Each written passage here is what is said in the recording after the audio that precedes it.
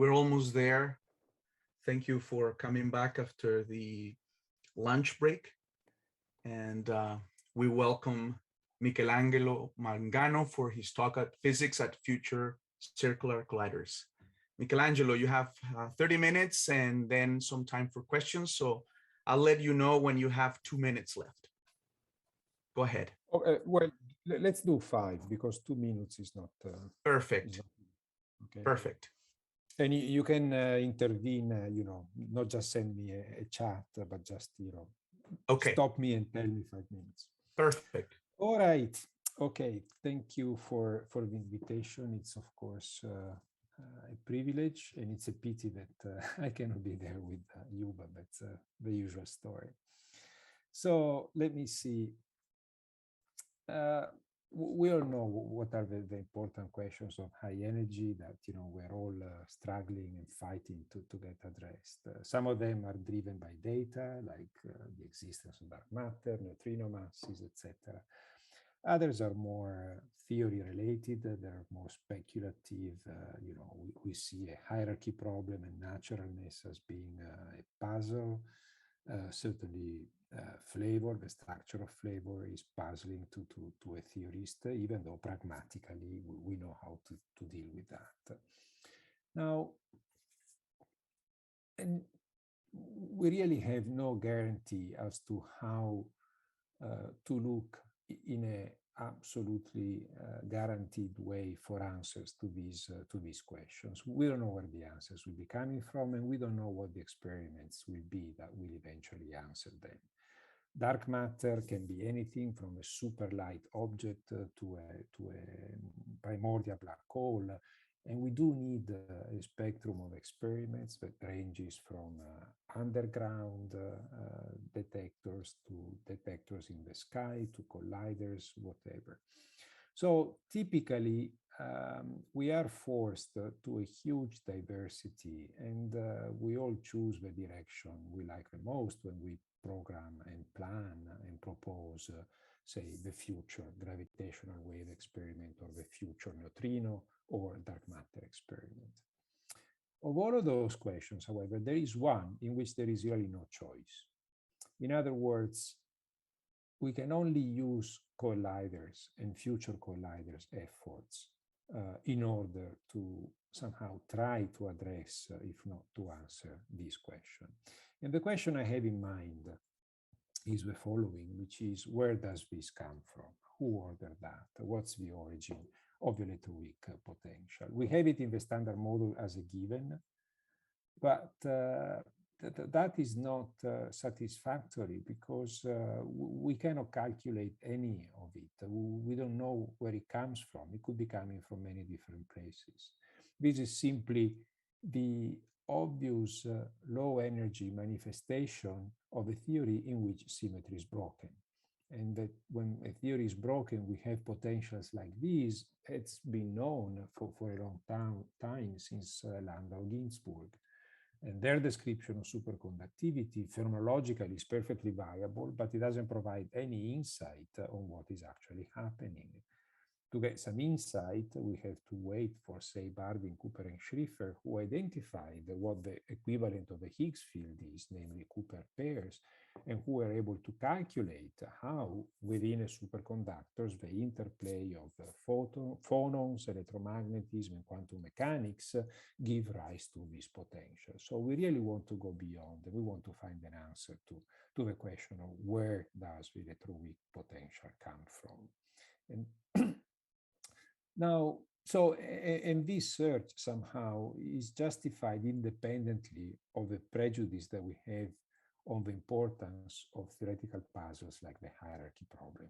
You know, if we formulate the issue of, you know, we need to study more the Higgs because we want to understand the hierarchy problem, this might seem a bit, you know, not particularly compelling because the hierarchy problem, you may consider it as being a theory problem. But really understanding the origin of the Higgs and of that potential is something deeper, and by itself justifies continued exploration of the Higgs sector.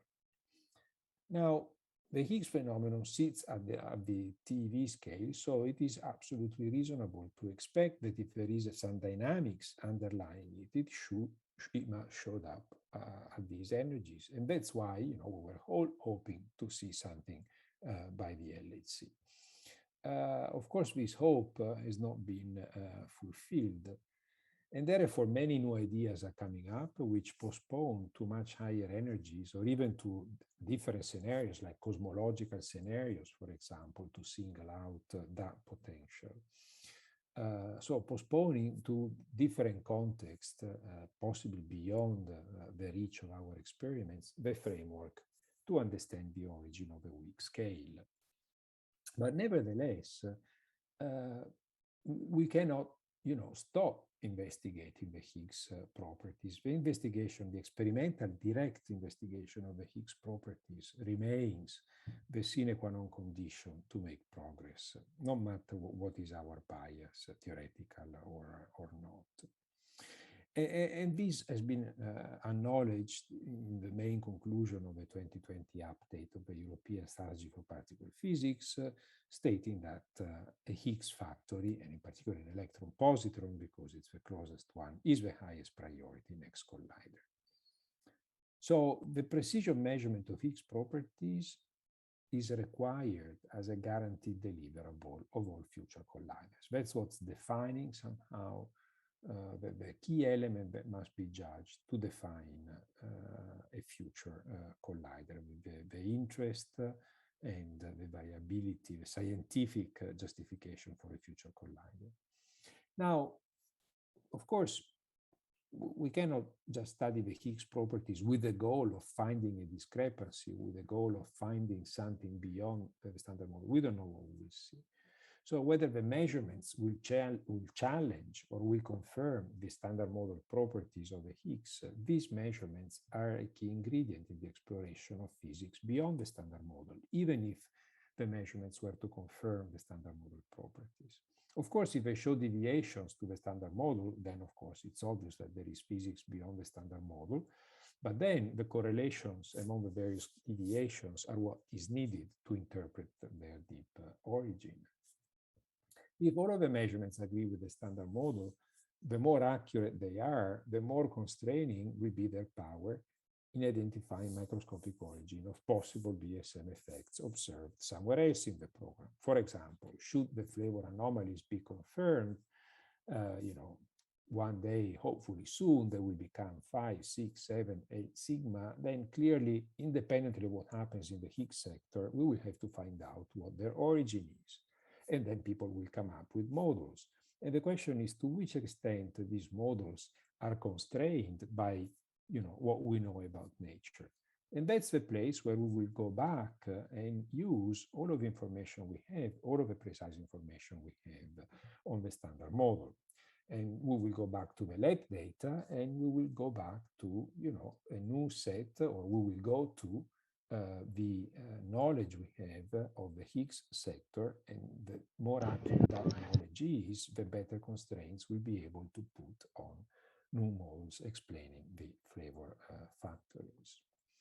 Of course, there are many other open issues in the Higgs sector as soon as we look beyond the standard model, the question of whether there is more Higgs is the question of whether the Higgs itself gives masses to all of the particles we know, or whether they are different, the flavor structure of the Higgs, the role of the Higgs in the early universe, and so forth and so on. So clearly, we're not closing the book with the Higgs discovery, but we're just opening a whole new chapter of exploration, and we really have to look at it as being a pillar somehow of a high energy physics program.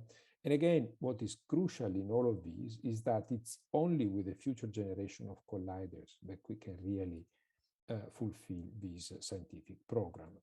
Of course, the Higgs can manifest itself in indirect ways in many places. It could be responsible for inflation. The Higgs could be responsible for CP violation at the level that we require to trigger baryogenesis. But those are very indirect measurements, and we don't know whether the Higgs is responsible for those, etc., etc., etc. We really have to directly produce Higgses and study their properties. That's the only way we can better understand the Higgs sector, and that requires colliders. So the key questions as we move forward with the next generation of colliders is, we were expecting new physics at the TV scale to show up at the LHC. We haven't found it. And then why is that? And how is this going to influence somehow the next choices in our future program? So the answer to this question could be that there are two answers. One is that the mass scale is beyond the LHC reach. The second one is that maybe the mass scale of this new physics is within the LHC reach, but the final states are particularly elusive to the direct search. And therefore, if we want to plan for the next generation of colliders, we better make sure that we can address both, that we're ready in both of these scenarios. And therefore, we will certainly want to have an extended energy and mass reach, because if the mass scale is beyond the LHC reach, we have to go as high as we can with energy. But also we have to improve on the precision, and certainly we want to improve on the sensitivity to possible elusive signatures. And for this reason, the statements by the European strategy went beyond proposing the Higgs factor, the plus minus Higgs factory as the next step, but it also says that in addition, we have to investigate the possibility of pushing the center of mass of a possible hadron collider at the level of at least 100 TeV. And in this context, the electron-positron Higgs and electroweak factory are a first step. So to answer this mandate, at CERN, we propose this concept of a future circular collider, which is pretty much the repetition of the LEP and LHC program in a larger circumference, in a larger tandem. So you start from the plus minus, going through all of the energy steps, starting from 240 GeV, or highlighting 240 GeV, which is the Higgs run, and then to be followed by PP collisions at 100 TeV. So what do we get out of this package? We get the guaranteed deliverables. There is nothing more precise on our, in the whole landscape somehow of future colliders that promises a better precision and sensitivity to the Higgs, the top quark properties, and in general to the exploration of electroweak symmetry breaking phenomena. There is an exploration potential, which is also beyond what other facilities could provide, because by getting to 100 TeV, we extend the mass reach for direct exploration, and then while preserving the precision that comes from both the plus minus as well as from the large statistics of the hadron collider, we can also extend significantly the indirect sensitivity to BSM through precise measurements. And finally, we can also somehow address questions where we are not guaranteed to have an answer, I mean a positive answer, but at least we may be guaranteed to have a yes or no answer. For instance, whether dark matter is a thermal WIMP. A thermal WIMP is a particle that could be as heavy as several TeVs, if it is responsible for dark matter, and that's well beyond what the LHC can probe. But maybe here we do have enough energy to cover all of the possible thermal WIMP scenarios. It doesn't mean covering all of the possible dark matter options, but at least the broad class of thermal WIMPs could be explored with such a collider. Questions like whether the electroweak phase transition had been of first order or not, likewise deals with physics at a scale of up to few TeV, for which this future collider would be sensitive, while the LHC is not sufficiently high energy. So in practice, this means looking at the following scheme of statistics. The the electron-positron collider can deliver statistics that at the Higgs run would yield 1 million or the order of 1 million Higgses. A run at the Z pole would deliver 500 billion Zs. A run at the WW threshold, 100 million Ws, 1 million tops. And then if we're interested in flavor phenomena and we stick to the Z running from 5 in 10 to the 12 Zs, we get trillions of B charm quarks and a third of a trillion of taus. So statistics which is well beyond what any flavor factory can deliver. Usable statistics. Of course, a hadron collider would produce many more Bs, many more charm, but most of them would not be useful, so it would not be usable. The Hadron Collider with the same objects can go significantly beyond in terms of Higgs statistics, 25 billions of Higgses, and as I said, an unbelievable number of Bs, only a fraction of them detectable and usable. Still a trillion top quarks, and from these top quarks we get trillions of Ws and again hundreds of billions of taus from or charm, etc., from the decay of the Ws. The EH option likewise has statistics which are not as staggering as the proton-proton collider at 100 TeV, but being a much cleaner environment, somehow sits in between EE and HH for its potential. So let me quickly go through these guaranteed deliverables in more detail. Higgs properties. Well, of course, we have to set a scale at the sensitivity and the precision that we would like.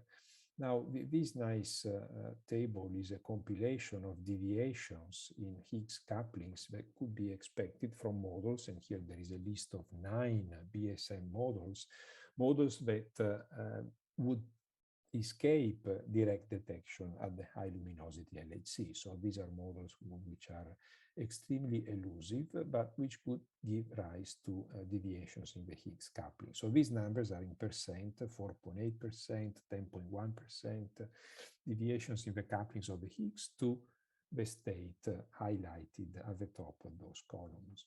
And in red, there are the examples where deviations can exceed 10%, in blue cases where deviations can exceed the 5%. Notice that it doesn't necessarily mean that the effects, these are individual deviations of individual couplings. And whenever a BB bar, for example, is involved, if everything else goes up by the same amount, we wouldn't see it in the branching ratio in an obvious way. So these are really upper levels, upper thresholds at which deviations can be expected. And if you want to have, a 3, 4, 5 sigma evidence of deviations, it's absolutely clear that here we need to talk about measured sensitivities at the level of percent or below. So the percent scale, the sub-percent scale is what sets, the sub-percent range is what sets the scale for the precision that we should be aiming at. The ability to make absolute measurements is crucial. We don't want to have theoretical biases, and that's where the plus E minus role is absolutely essential, because these mechanisms, associated production of ZH, as is well known, allows to measure directly and in a model independent way the coupling of the Higgs to the Z. And once we have a coupling of the Higgs to the Z, we can just use it to scale all other couplings by taking ratios of branching ratios.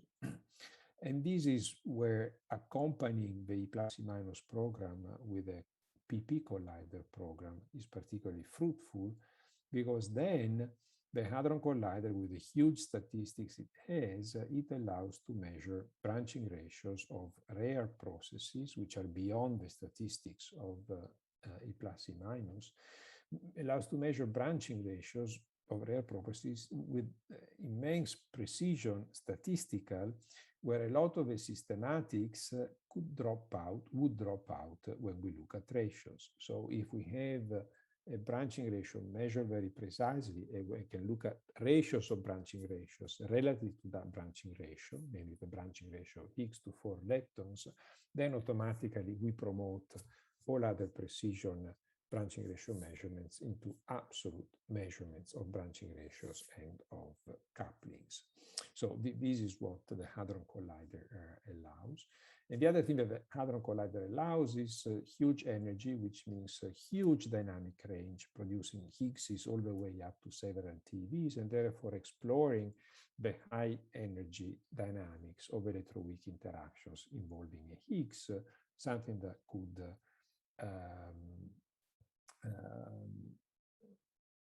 could show, in fact, could increase the role of potential higher dimension operators, interactions which are suppressed at low energy, but which become enhanced as we go to higher virtualities.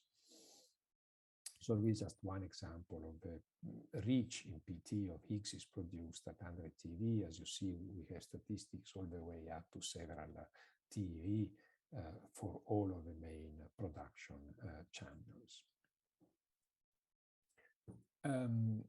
So the Hadron Collider, we have three main kinematic regimes. There is the inclusive regime, so all these tens of billions of Higgs is being produced. Only a fraction of them, of course, can be used.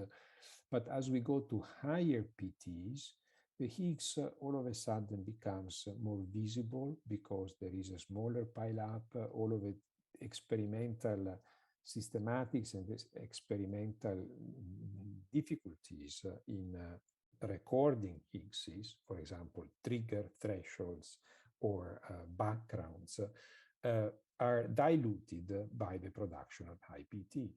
And at high PT, at 100 TeV, we still have a huge rate. So we can afford having millions and millions of decays like Higgs to 4 leptons, Higgs to gamma gamma, Higgs to mu plus mu minus, and therefore do measurements at the per mil level, at least statistics-wise.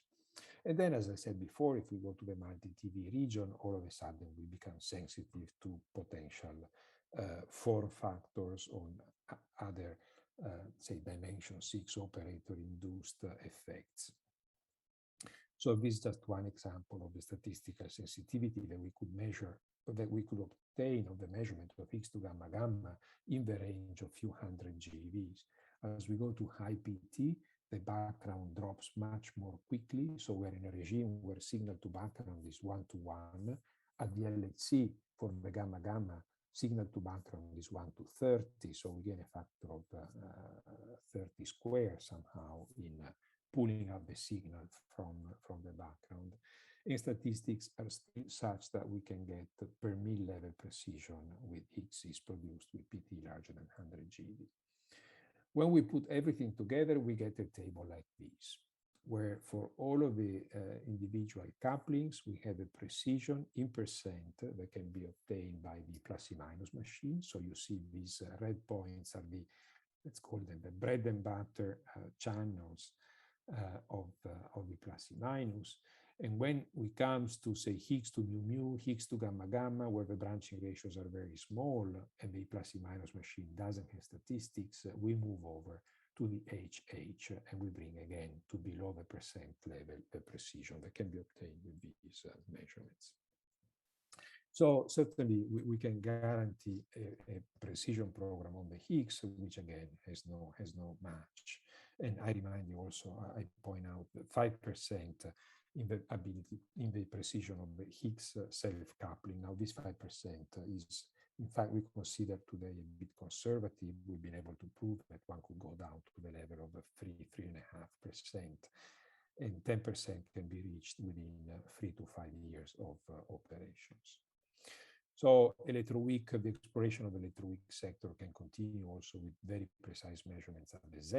That is, 10 to the 5 times the LEP program, and obvious improvement in the measurement of all the electroweak parameters. Direct discovery reach, that's the second big point about this facility, the power of 100 TeV. Well, all of the precision, all of the potential indirect evidence for new physics that will come out of Higgs measurements or electroweak measurements in the plus minus machine can be turned into estimates of the reach at high mass for new phenomena. And this table, which has a list of these higher dimension EFT operators parameterizing new physics, gives the reach in terms of TeVs at what is the new physics thresholds that the indirect measurements, precision measurement, are sensitive to. And as you see, we're ranging from 10 to 20, 30, 40 TeV.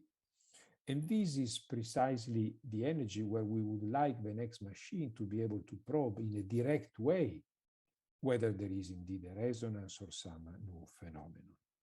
And this is what we can obtain at 100 TeV.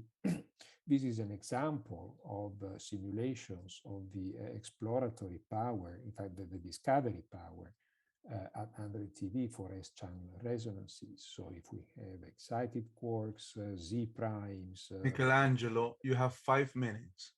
Thank you. Thank you very much. I'm doing well. Other resonances, you see, one can reach 5 sigma with the 30 inverse attobars of the program in the mass range, going all the way up to 40 TeV.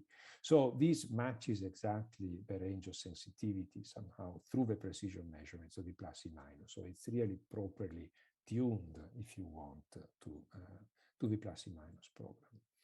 If we're looking at other objects, say, for example, supersymmetry, well, 100 TeV is 7 times the energy of the LHC, 14 TeV. So typically you would take the projections at high luminosity LHC, you multiply them by a factor of 5 or 6, and you get the reach for the 100 TeV machine. So we're talking about quarks, gluinos up to 10, 15, or 20 TeV, stop quarks in the 10 TeV range, so something quite spectacular.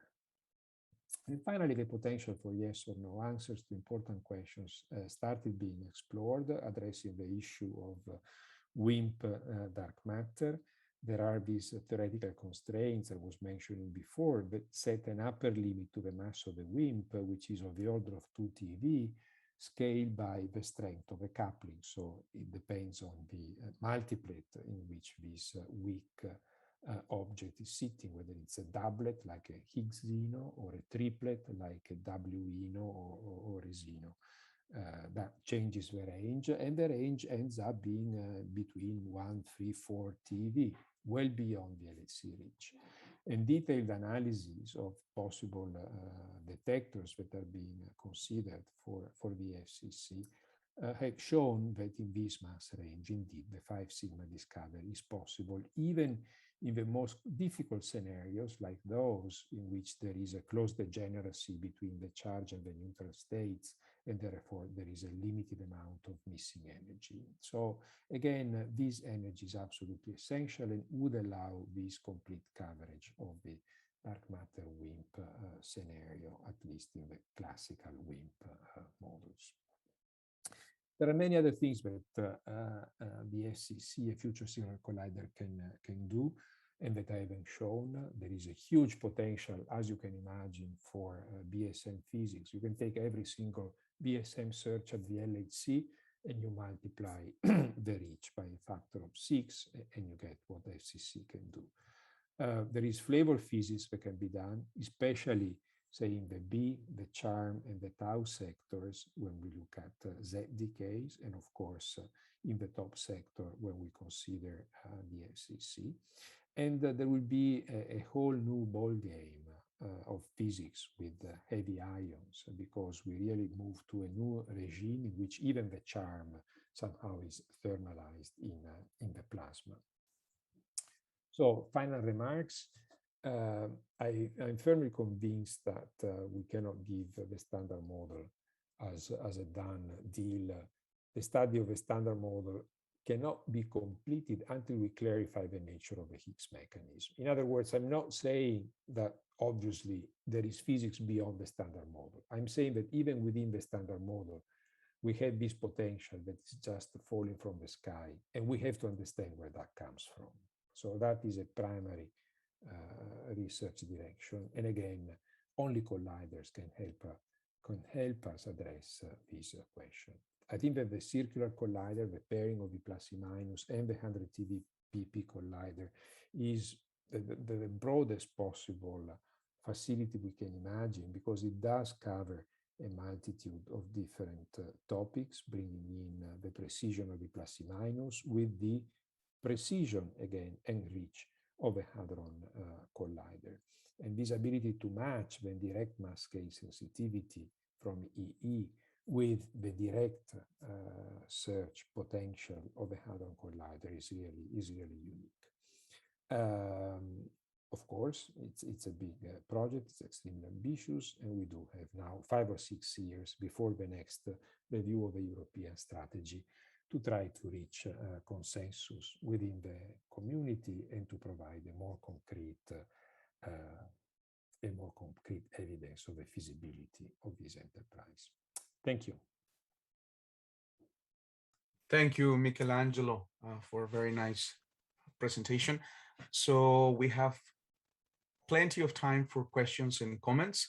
And I see Rogerio's hand. So go ahead, Rogerio.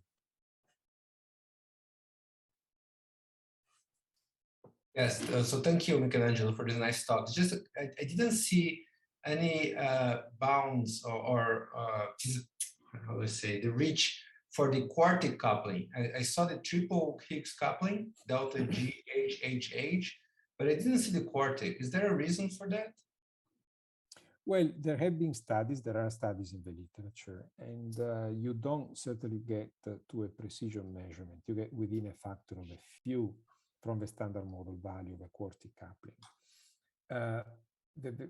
Of course, this you do by simply taking everything else as is, including the triple coupling, and just varying the quartic coupling. Now, this by itself is really a bit of a sick procedure, right? Because it's obvious that any operator that modifies the quartic coupling will also modify the cubic coupling, and typically would also modify other things, such as the coupling to the Z, to the Ws, you name it. So that's why I believe that this is an area that still has to be studied in more detail. It has to be done in a coherent overall EFT framework in which the dependencies of the various couplings, the correlations of the different final states are studied. Thank you. In general, many people will tell you there is no point in studying the quartic coupling because anything that modifies the quartic coupling will manifest itself first, say, in the cubic coupling. That is correct. But the point is not who discovers first that there is an anomaly. The point is, once we've discovered an anomaly, how do we understand where the anomaly comes from? And in that respect, different operators could give rise to the same change in the triple coupling, but maybe different changes in the quartic coupling. And therefore, the two are both absolutely necessary, because if there is a deviation, we need all of the information we want. Right? So this is still an open area for exploration. Okay, thanks, Michelangelo. Okay, thank you, Rogerio. Any other questions or comments?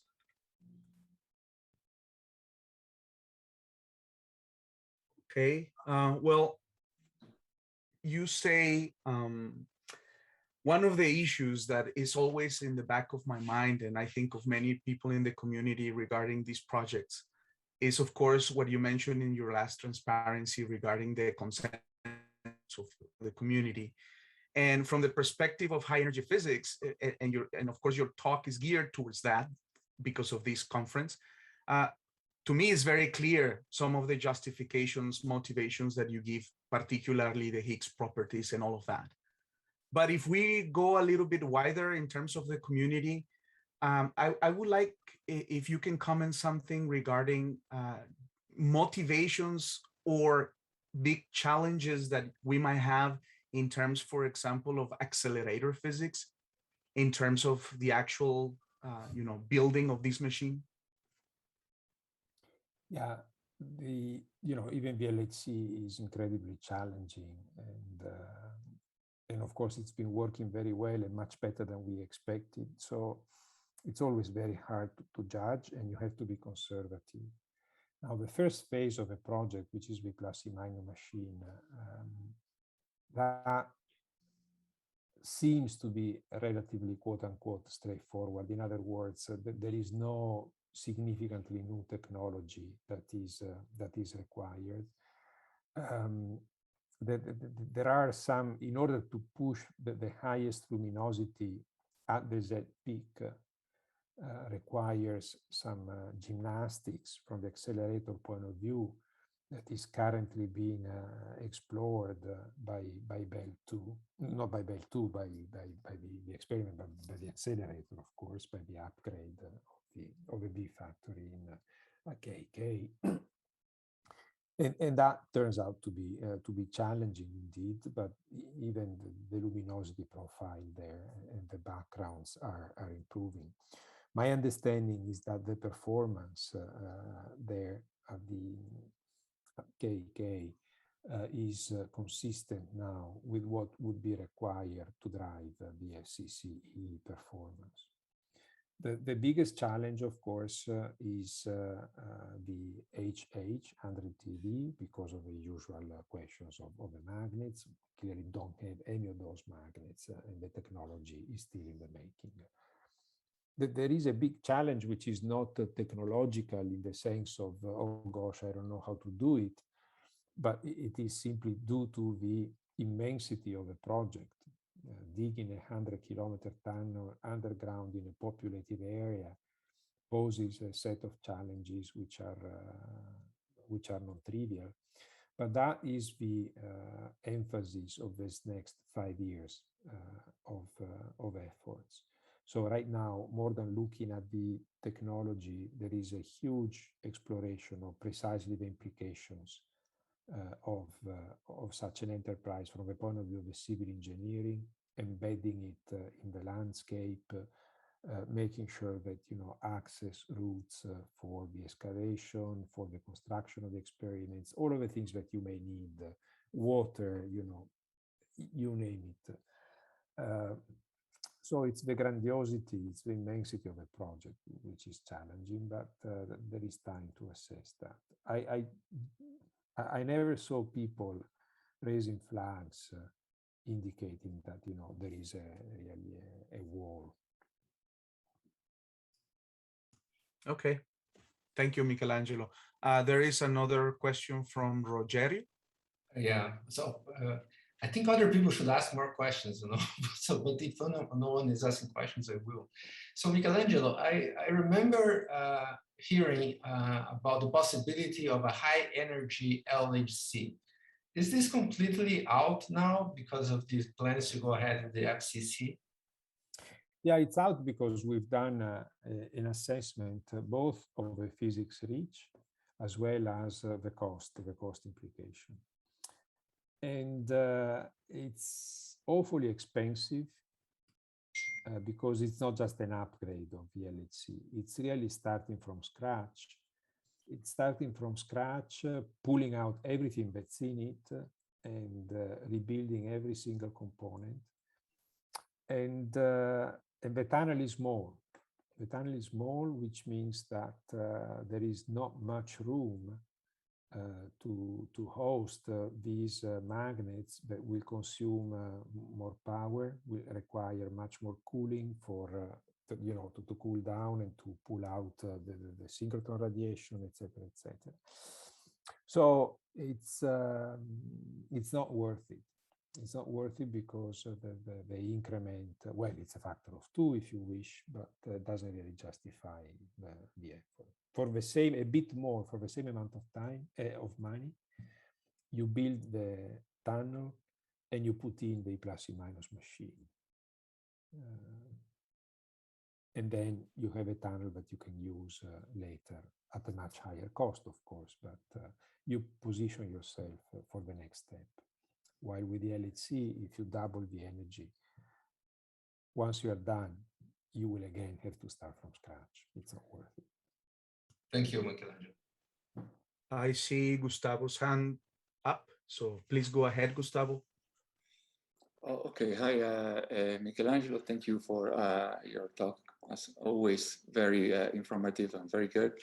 And I wasn't going to ask this or say this, but okay, since we're here at this point, discussing this next project of the field, to what extent do you think will be possible to commit for the international community of high energy physics to a project like this without having any hints from the high energy, from the high luminosity LHC that there is something, some deviation that is justifying exploration, further exploration. This is, again, from my point of view, it's pretty clear that this is a very well-motivated project. I'm just saying, we've been here before, and we always had this question that it is important to start the next one before the next, before the LHC, for example. In this case, it's over because it's a question of continuity of investment in RD, etc. But to what extent it will be possible for this project to have a commitment from all the agencies that need to commit to it without really having the high luminosity LHC delivering some sort of solid evidence of something happening in the standard model. What's your view on this in terms of the general? Yeah. No, I understand, and it is a very good question, of course. The answer is that this project goes well beyond what could be identified by the high luminosity LHC. We could easily get to the end of high luminosity LHC, that there is no indication of anything, and then you turn on the machine and you immediately find it, right? It's a bit like the Tevatron and the LHC. If there had been, a 2TVZ prime, the Tevatron would not have seen any sign of it, of course. And the day after you turn on the LHC, you immediately see a 2TVZ prime going to, you name it, digits or dimuons. So that is the scale. And this is why to tie the next step to high luminosity LHC finding a deviation is, I don't think will help. Needless to say, should the LHC find something, say these flavor anomalies, everything becomes infinitely easier. There is no question about that. I do recognize the difficulty in bringing the community together because there are different. I believe that ultimately we all agree on the physics, but unavoidably we are tied to our own personal beliefs. We are tied to our personal interests, and behind any of these proposals, be it CERN, be it from Japan, be it from the US, there is a sort of national interest that is protected, right? And we see it in all of these discussions. We see it in the German position towards the ILC. We see it now coming up in SNOMAS with this huge excitement about muon colliders. We are also excited about muon colliders. For the American is much more because it's seen as the possibility to re-enter the game of high energy. And of course, if SSC were there, then you have this object in between. While if you let ILC go through, that is the next step, but then the following one comes back to the US, and it's fine. I mean, it's natural. I just wish we could decouple all of these things from the science, but it is hard. It is difficult. Yes. Okay. It's hard. I see. Thanks. Okay. We have time for one last question. If not, let's thank Michelangelo for his nice talk and comments. Thank you very much. And now we ask Marcela to share her screen, please.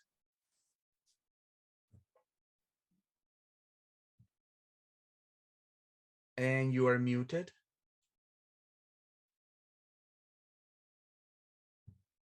Unmute my audio. Hello.